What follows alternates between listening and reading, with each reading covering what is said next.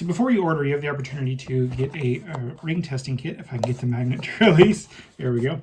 And you just try this on. Now, they tell you right here in the thing that they recommend you do it on your index finger for the best results and performance. I prefer to wear these things on my ring finger. You know, the one just looks like a wedding band or whatever, or, you know, I wear it on my right hand. My ring's in here right now, so we can show you what it looks like when you unbox it.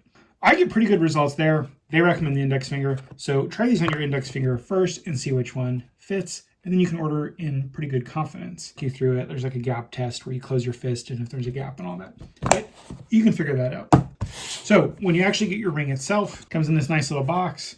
And there's your ring and it's on the charger. And yeah, I've been wearing this thing for, about 9 days now. And I really like it. First, let's talk about the ring itself real fast. It's got this little design feature. It's kind of hard to pick up there on camera, but it's got a little fold. And at first I was like, oh, I don't like that. But I do like it because when I'm wearing the ring, I can just easily feel for that. And then I know on the exact opposite end of that is the sensor. So if it's like off center, I can twist it back so it's actually reading my finger good. I really like that. I don't know if that was intentional, but I certainly do like that. You get your accessories here. It's just like the cables and stuff. You lift this up. You've got your little charger. There's only one way the ring goes on, so it's kind of idiot proof. You just line it up, put it on, have it plugged into USB, and it'll charge up. So yeah, let's go ahead and get this out of the way. And we'll talk about the ring some more. So what does this thing do? It does sleep monitoring, heart rate zones, calories burned, steps taken, hourly movement. If you're a female, it'll do your menstrual health, does stuff like stress monitoring. It's got something like 70 biomarkers that it's tracking and using to calculate a bunch of stuff. Now, in their app, I will show you this later at the end. I'll kind of go through some of the features, but let's just talk about it real fast. It has an AI coach, which is trained to offer like nutritional advice, workout coaching, fitness analysis for hyper-personalized guidance. It has some real-time health insights that it can talk to you about. It can give you some personalized fitness guidance. And then it has like lifestyle recommendations and stuff that are kind of tailored towards you instead of just generic advice that you'd find on like a blog. One thing I really like about this, unlike some of the competition, I do have an Ultrahuman that I wear, but every time I open that app, it's trying to nickel and dime me to death. Luna does not do that. There is no subscription model. They're not going to nickel and dime you like some of the competitors. I think Oura does that too. I've not used them, but I hear they're pretty bad about that. And I just love that. They're not going to try to shake me down monthly for some fee and turn me into just a subscription that they, are using to run their business. Luna Ring's not doing that, and I really, really appreciate that. I mean, sure, some people probably benefit from the other competition that offers like other features for sale, but it's like, why should I have to pay for that? I believe it was Toyota a few years ago that came out with a car and they were like, the heating in the seats or something, they wanted to charge you a subscription model for it. Like, are you kidding me? Like, why? I don't get it. This does not do that, and I approve. What about accuracy? Well, here, let me show you something real quick. See, it's trying to take a reading. See the green lights? And that, if I was on my body, it would be pulsing that light into the skin and using the sensors to take the readings. Pretty cool. So back to accuracy. These things are any good if they're not accurate, right? I have found this one to be as accurate as my Apple Watch and comparable to other rings I've tested. They claim it has a 98.2% accuracy rate thanks to the algorithms. I can never say that word right, guys. Algorithms. Another word I can't say right is caricature. See, I did it wrong. Caricature. That's the only way I can say that word. Same thing with algorithms. I have to really be intentional. Anyway, so with their algorithms, they've developed them in partnership with Philips Biosensing. So that allows for like really reliable sleep tracking. And that's the selling point for these for me. I don't care so much about the activity things or the stress things, but I care about sleep. I like to wear devices that can track my sleep. My sleep is horrible, and I'm going to be working on that in an upcoming video series and trying to like address my sleep. So that's the big seller for me for these. I wear that to bed, don't notice it at all. Unlike my Apple Watch, which wakes me up several times throughout the night. And because I'm wearing a additional band that tracks other things, I can't loosen it. Whereas, with the one I could loosen it, and I would loosen it before I would go to bed. And even then it would still annoy me. The rings don't bother me at all. and they can track my sleep, and I'm not worried about them being the cause of why I'm waking up. So it's made out of titanium. That's pretty standard with these things.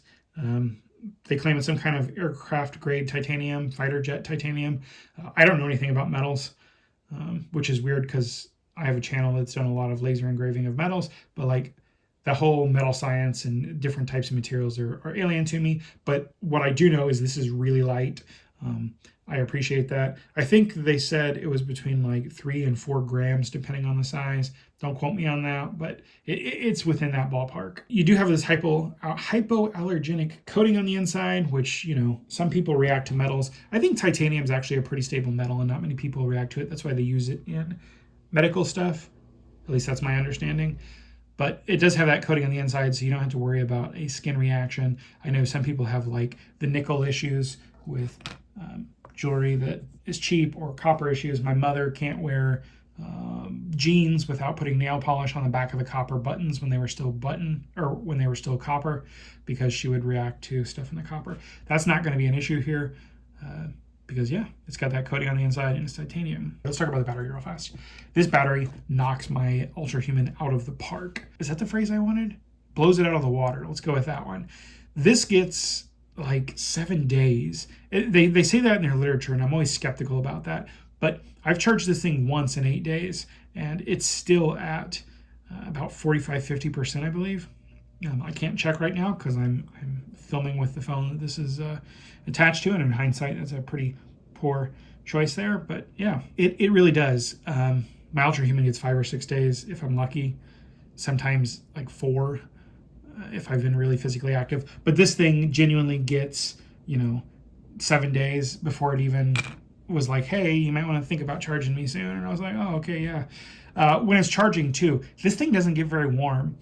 The Ultrahuman gets absurdly hot when it's transferring energy into the ring.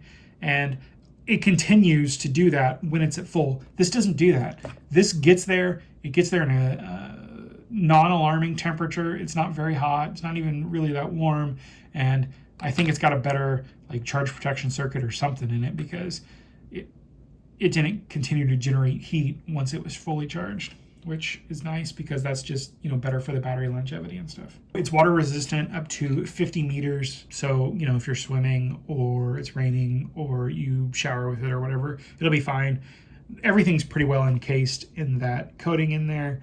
Obviously, if you went deep enough in the water, below 50 meters, then the atmospheric pressure, or the pressure of the water, starts to become an issue, and it would force its way in there. But good to 50 meters, that's far deeper than I've ever been in water and ever care to be in water. So, privacy. So one concern with these things is always the privacy. Can we just talk about this hand for a second? Don't you love that model? I printed that with my X1 Carbon, just to hold this. I should have scaled it a little bigger because it looks kind of small, but this gold PLA silk I used is pretty great too. I did ironing on it all, so this took like 5 hours, but that came out really good. Anyway, it is GDPR and HIPAA compliant, so you can take a bit of comfort in that, knowing that your data is not, being sold or used for something nefarious. That's really good. That's right up there in front in the literature and everything for this. Not so much for some of the competition. I've seen ones that don't say anything about your privacy. So it's nice to know that this is GDPR if you're in, what is that, Europe, or HIPAA compliant if you're here in the United States. Again, I love that little decorative feature because it's like a humming thing. I can just feel the band, twist it on my finger and go, oh, okay, there it is. So I know that needs to be, in the front, because opposite of it is that sensor bundle. And speaking of the sensor bundle, when I compared this to the Ultrahuman, which I had been wearing, I have another one I forget the name of. Everything in here is smaller. All of the components are smaller.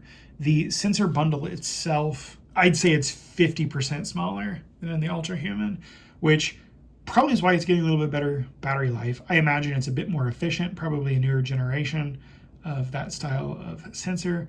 And like even the light emitting parts, those diodes are really small. I had this under the microscope the other day in a microscope review video that's on the channel. If you want to go check that out, you can kind of see that sensor bundle. But overall, I am extremely satisfied with this. I'm going to keep wearing it. I may retire the Ultrahuman now because I don't need to wear 2 of these things at once. And I also have my Apple Watch that's getting some of the data. But I think this one has definitely run not run me over. I hope it doesn't run me over. This one has definitely won me over. Sorry guys, it's early in the morning and I haven't had my caffeine yet. I'm trying to cut back on that. So you can see it's syncing right now. So yeah, you can see I'm at about, I think 40% ring here, or 40% power. 34%, so I should probably charge it.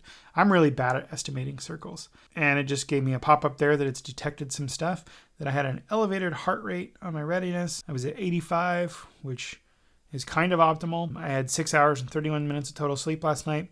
That's pretty typical. Normally we're in bed at 10, but we were doing some Marco Polos with family last night about some stuff we're kind of thinking about and trying to make decisions on. So we were up a little bit late. So we have like your resting heart rate, your HRV, your skin temperature, your blood oxygen, your respiratory rate. Now I will say that some of this stuff takes several days before it'll populate, so don't freak out. Wear it for about a week and then this stuff should be populated. And then you can just go in here and, you can kind of look at some more data and it'll show you some trends. And yes, my heart rate's not the best, but I'm overweight. So it's nice knowing that. And then that's something I can kind of track as I lose weight. And then you can come in here to the Luna AI. It has some questions that you can just click and have it talk to you about, or you can come down here and actually talk to it yourself. Let's have it tell us more about our circadian rhythm. So you can see it's just pretty much an LLM. It's going to go ahead and go into his training data and it's going to come up with some stuff. And it just kind of came up with some recommendations there. We just send that off and it does its little LLM thing in the background. And there you go, establish a routine, create a restful environment, yada, yada. Pretty cool. You can just ask it all these kind of things. And I will say it's locked down, so you can't be like, who did Napoleon defeat in such and such? Like it's specifically meant for fitness stuff. So don't think you're going to get a free access to some kind of LLM. That's not what it's for, guys. If you have any questions about this, throw them in the comments. I'll try to answer them based on my experience. If you're wearing one, let me know. What do you like about it? What don't you like about it? Let's discuss that. I'm always interested in tech like this. And if you know of anything else, just put the name of the tech or the tracker or whatever in the comments. You can't leave links. YouTube doesn't like that. But if you just put a name, I'll look into it and see if it's something I want to try out.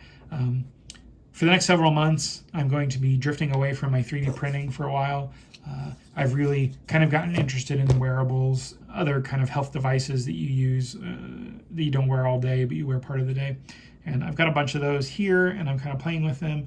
And this was just kind of another little dip into that world. But again, you get a sizing kit. I would recommend this. I would wear the ring, the plastic one, for a few days, kind of see how it feels. Make sure, it's not getting too tight at some part of the day, because your body does fluctuate a little, especially mine. I don't know, my rings can move like half a size throughout the day, so sometimes the ring can get a little uncomfortable or get really loose. And if you try it on during one of those times, you may not get an accurate picture. So like, wear it for a day or two, wear it to bed, see how you feel. Does it annoy you? Does it get too tight at night? Do all that stuff. Do your due diligence on the size. Don't just trust the size of the ring you have. I find that sometimes sizes are inconsistent. There's another brand of this I did. I gave them my ring size and it wouldn't even fit on my pinky. And it was my ring finger size. This seems true to size compared to everything else I've ever had. So that's good. But yeah, go ahead and try the plastic rings, and then you'll get the confidence to go ahead and get the actual ring, and you'll just be happy. Like, I like this thing so much. It's getting pretty unhappy that it's not on my body. It just keeps trying to find any signs of life in me, so I better get this back on. But I thought I would go ahead and have it off for the video. Thanks for stopping by, guys. I know I kind of rambled and was all over the place in this thing, but I really do like these things. This thing is freaking amazing. All of this stuff just boggles my mind. When I was a kid, I loved science fiction, hard science fiction. I still do. Asimov, Clarke, Heinlein, all those old classic guys, and a bunch of new ones. And they always had like wearable tech. The only thing that we don't really have now that I want is a wearable AI. And hey, who knows? 10 years, we might have that. And you kind of get a little large language model assistant with this in the app. That's pretty cool too. I will see you guys in the next video.